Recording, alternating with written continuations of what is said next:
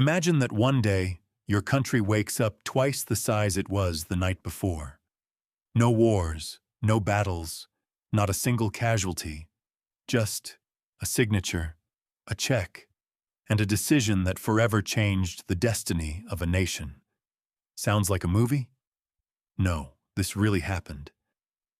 In 1803, the United States of America made one of the most extraordinary deals in modern history. The purchase of a vast territory called Louisianna, which practically doubled the size of the country in one fell swoop. And here's the fact that will leave you speechless. Each square kilometer of that colossal territory cost the United States a whopping $10.82.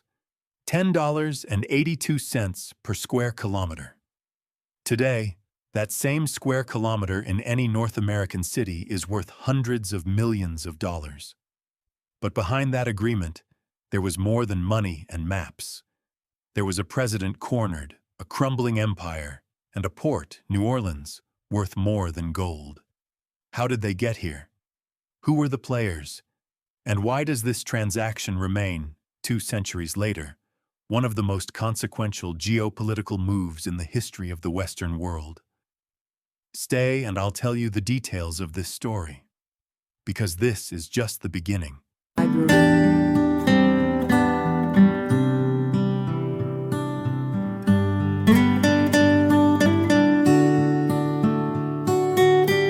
Not forgetting the original native peoples who inhabited those lands since the earliest times when God created this world. Millennia before any European set foot in what would later be called America. Now, what was so special about that territory for the United States? One word: the Mississippi. That river wasn't just water. It was the most important commercial highway on the American continent. Whoever controlled the Mississippi controlled the continent's trade, and the Americans knew it perfectly well. But here comes the first twist in this story. That territory wasn't American nor Spanish. It was French. France had acquired Louisville in 1800 through a secret agreement with Spain called the Treaty of San Ildefonso. Napoleon Bonaparte. Yes, that Napoleon, whom everyone knows for his successful campaigns in Africa and many parts of Europe, except in Tsarist Russia, where he suffered a shameful and humiliating defeat. But that's a story for another time. Napoleon Bonaparte had big dreams for America. He wanted to build an empire in the New World. Louisville would be the Haiti, the breadbasket of that grand project, was the jewel in the crown. But Napoleon's plans began to unravel, and faster than anyone in their right mind could have foreseen. In Haiti, a fierce revolution led by rebel slaves was destroying the French army. Thousands of French soldiers were falling like flies. They died like chaff falling when rice is threshed in the mill. They died not only in combat, but also victims of yellow fever, tropical infections, bubonic plague, poor medical care, a product of the limitations of the time, and many other misfortunes typical of military campaigns in the American tropics. Under this terrible and dark historical and geographical context, Napoleon Bonaparte's dream of dominating territories in America was turning into a dark nightmare. And as if that weren't enough, the British were lurking. Napoleon knew that a new war with Great Britain could break out at any moment, and that the Royal Navy, the most powerful navy in the world at that time, could seize Louisiana without much effort. Why cling to a territory he would probably lose anyway? It was then that Napoleon had the desperate idea that would change the history of America, and which would obviously impact many other regions of the world. The reasoning was simple. If Louisiana could be lost in an instant, in the blink of an eye, due to the powerful British Navy of the time, why not sell it? And not just to save some money, but to create a giant that would make life impossible for the British. Napoleon Bonaparte himself bluntly stated at the time, "This sale isn't a great deal for France, But the important thing is that we'll give the English a new competitor in their maritime monopoly. Thus, although very few saw it coming, the stage was set on the American chessboard for the business deal of the 19th century. France needed to get out. The United States needed to get in. And New Orleans was the prize neither could let slip away. In the next chapter, we'll meet the men who sat down to negotiate this historic agreement. And let me tell you something. None of them were authorized to do what they did.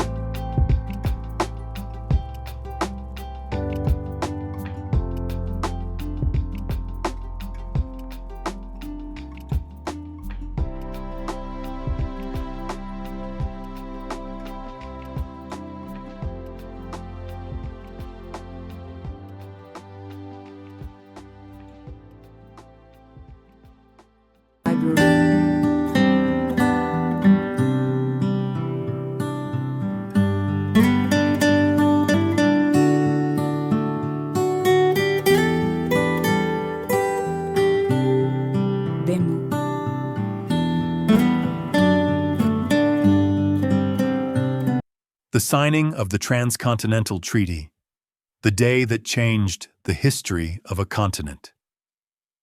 Good. We know the playing field. We know who the players were and why each one, France, United States of America, needed to close this deal.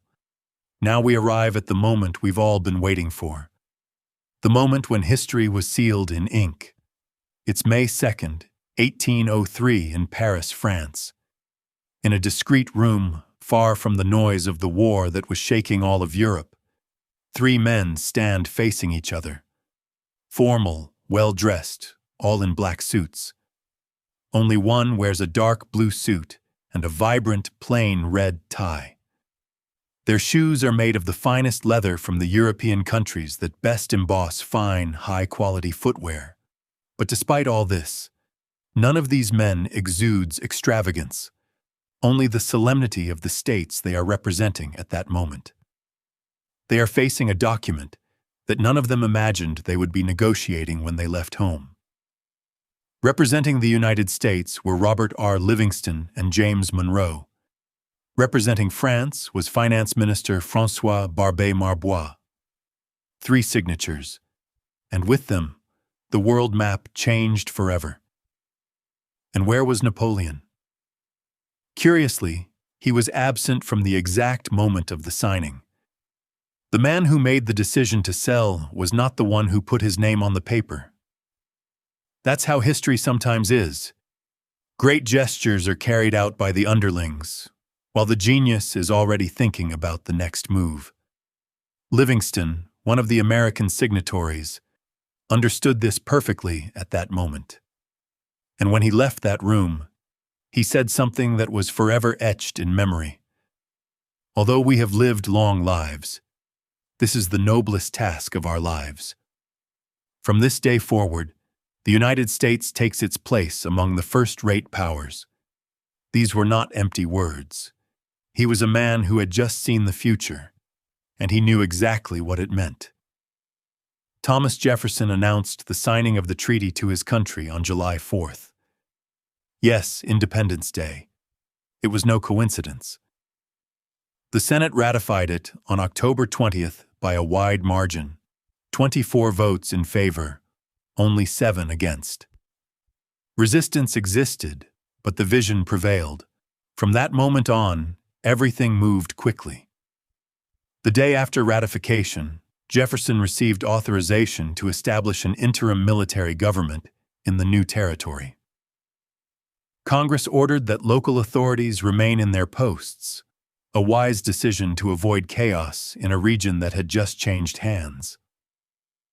Immediately, plans were made for something that greatly excited Jefferson, exploring and mapping this unknown territory. From these plans would be born the famous Lewis and Clark expedition, but that is a story that deserves a separate chapter. In the on the ground, the transition was orderly but laden with symbolism.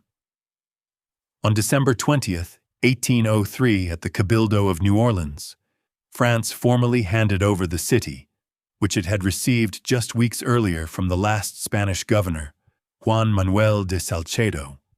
On March 10th of the following year, 1804, a ceremony in St. Louis formally completed the transfer of the rest of the territory to the new American authorities.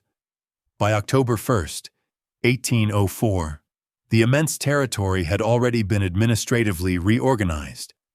It was divided into the territory of Orleans, which would eventually become the state of Louisiana, and the district of Louisiana, incorporated into the Indiana Territory. The American giant was beginning to settle into its new home. And so, friends, with a signature in Paris, a ratification in Washington, and a ceremony in New Orleans, one of the boldest acts in modern history was sealed. The United States had taken the leap. It was no longer a young nation clinging to the East Coast. It was a continental giant looking west, and what it saw was limitless. We are nearing the end of this historic journey.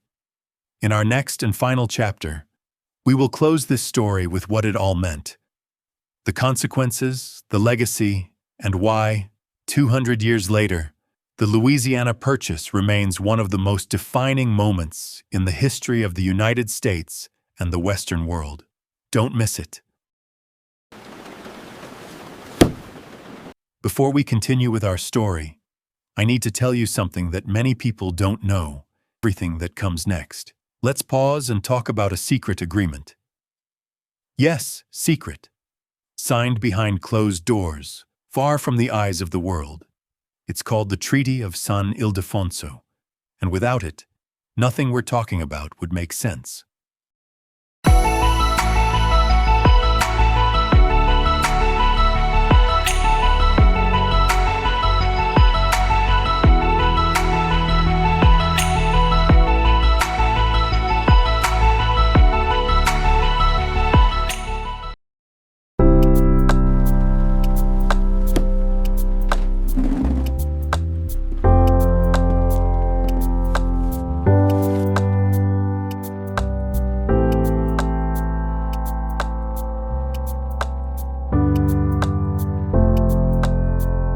Ildefonso Treaty.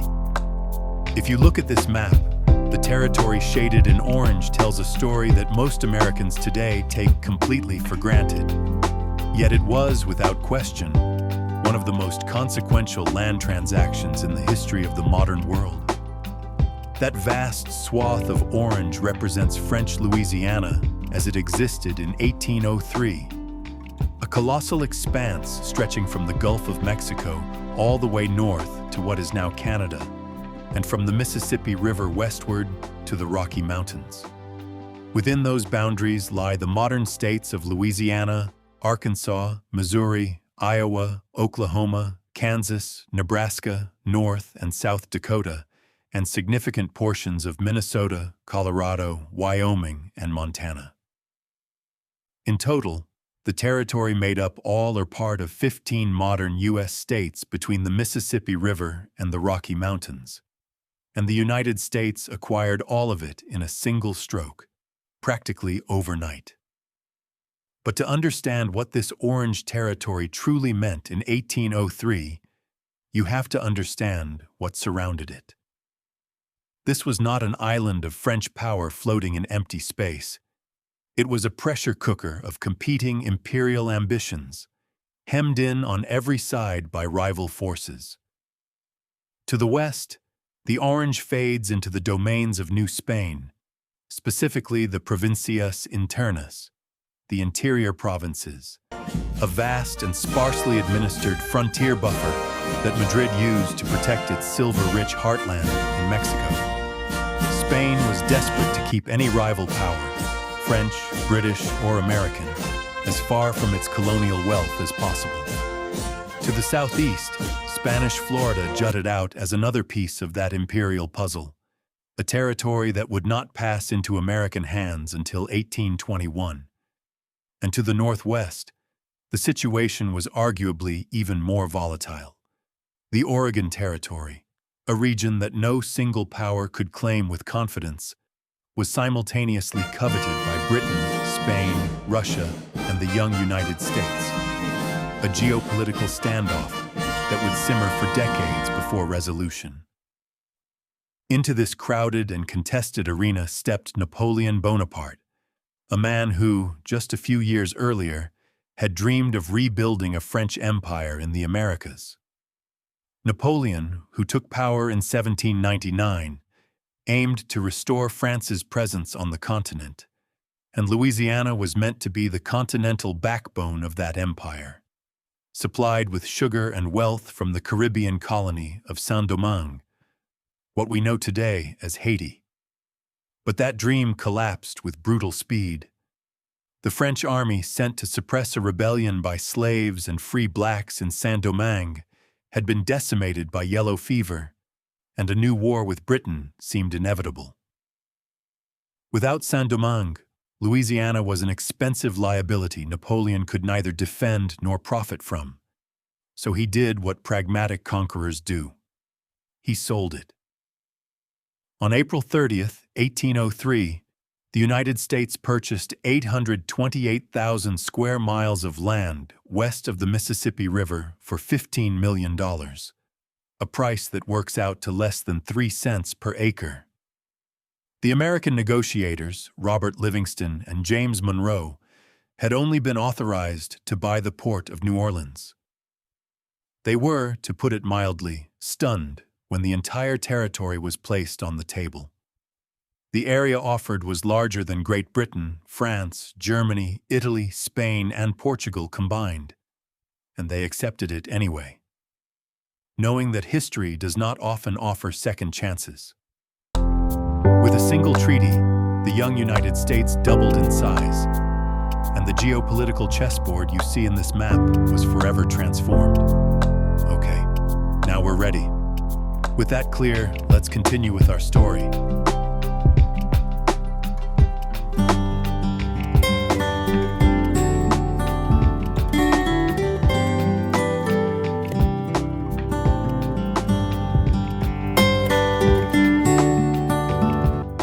Conclusion. Affirmation of American sovereignty. We've reached the final chapter of this story, and like all great stories, it doesn't end with the signing a piece of paper. It ends with something much more difficult, making that piece of paper a reality. Because buying Louisiana was one thing, controlling it was quite another. Jefferson's government had a vast territory in its hands, but it didn't have the cash to pay for it immediately. The solution was ingenious, a combination of sovereign bonds and the assumption of debts that France owed to American citizens. However, there was a problem. France was on the verge of war with Great Britain, and French banks didn't want to touch American bonds. Too much risk, too much uncertainty. That's when diplomats Livingston and Monroe turned to two of the most powerful banking houses in Europe, Baring Brothers of London and Hope Brothers of Amsterdam. Two institutions with an ironclad reputation, capable of guaranteeing the transaction to the French government itself. Napoleon wanted his money fast, and these banks could give it to him. French Minister Barbé-Marbois negotiated with both banks to convert the American bonds into cash. France received them, and almost immediately sold them to Baring and Hope at a discount. Napoleon had his money, America had its territory, and the bankers, as always, kept their commission. There's a curious detail we can't overlook. The original Louisiana purchase document was on display for decades in the lobby of Baring's Bank in London. Yes, London, the capital of the United States' greatest rival, until that bank collapsed in 1995. Today it's held by the ING Group, which bought Baring's assets. History sometimes has a peculiar sense of humor, but paying was only the first step. The real challenge was governing. And that challenge was monumental. After the famous Lewis and Clark expedition, which revealed for the first time the true extent and wealth of the territory. The American government understood that effective control of the region was far from a reality. Trade on the Mississippi and Missouri rivers. It remained in the hands of British and French traders and their allies among the Native American nations, especially the Sauk. On paper, it was American territory. The reality on the ground told a different story. The response was military. In 1804, Fort Bellefontaine was established near St. Louis. In 1808, Fort Osage was built on the Missouri River and Fort Madison on the upper Mississippi.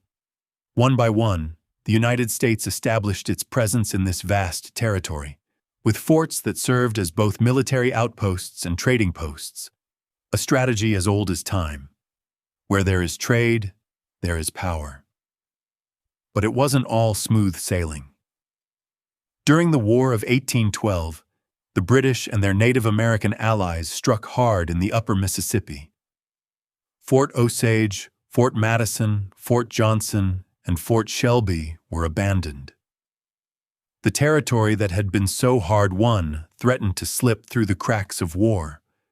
However, the Treaty of Ghent in 1814 definitively confirmed American sovereignty over the region. What followed was an unprecedented wave of military construction. Fort Armstrong, Fort Edwards, Fort Crawford, Fort Snelling, Fort Atkinson. A chain of forts that river by river, mile by mile, transformed the paper of a treaty into the reality of a nation. Thus, with bonds, bankers, explorers, and soldiers, the United States completed the most ambitious undertaking in its young history. Louisiana ceased to be a French dream, a Spanish possession, or a promise on a map. It became the heart of a nation that was learning at breakneck speed what it meant to be great. The Louisiana Purchase was not just a transaction. It was the silent declaration that the United States had arrived to stay, and that its destiny was not confined to the East Coast, but extended as far as the eye could see. And with that, friends, we close this fascinating chapter of history today. I hope you've enjoyed this journey as much as I've enjoyed telling it to you, because this is exactly what we do here at Diving Deeply in History. We dive deep so that history isn't just a date in a book, but a living story that tells us who we are and how we got here.